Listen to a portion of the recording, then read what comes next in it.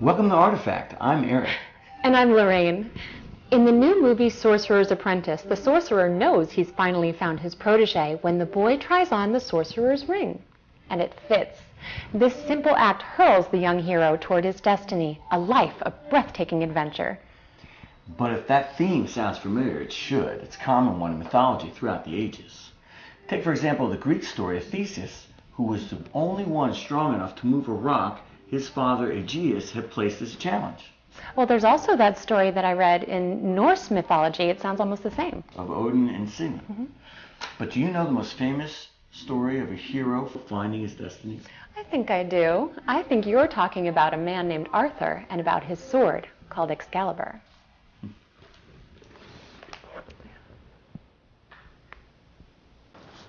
Oh. Right back there? Whoa! You all right? Yeah. Oh, that was close. You know, by some accounts, Excalibur was given to Arthur by the Lady of the Lake, but in other stories, especially those of 13th century poet Robert de Boron, Excalibur and the sword in the stone are one and the same. Hey, somebody knows her Arthurian legend. British King Uther Pendragon died without an heir. After his death, a great white stone materialized in the courtyard of the cathedral. Upon that stone, there was an anvil in which was embedded a golden sword.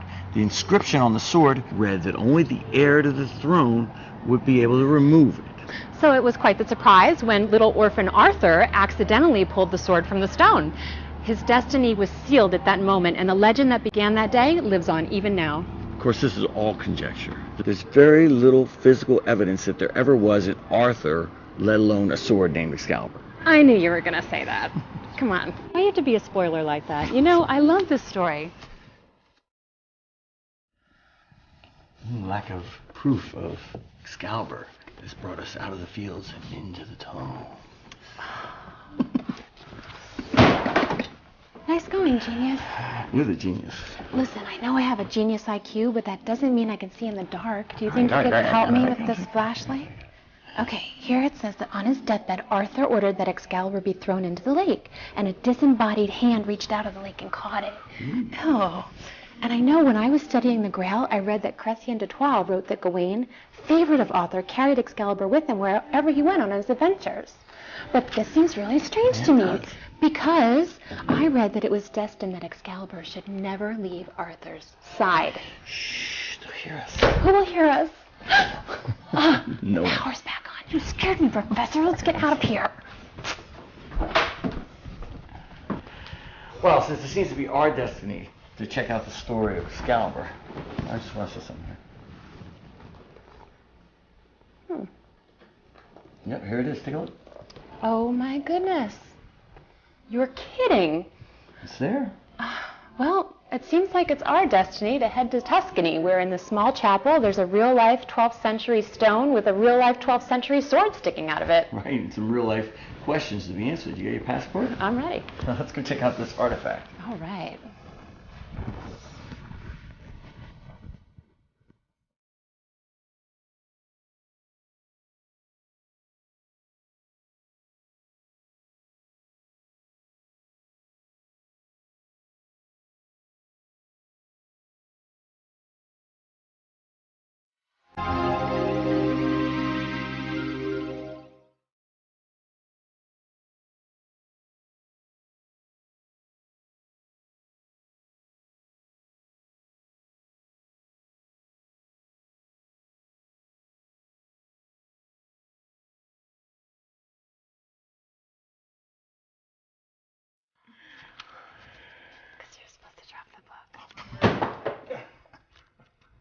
All right. Okay, one more time. Focus on the book. I'm going to focus on the book.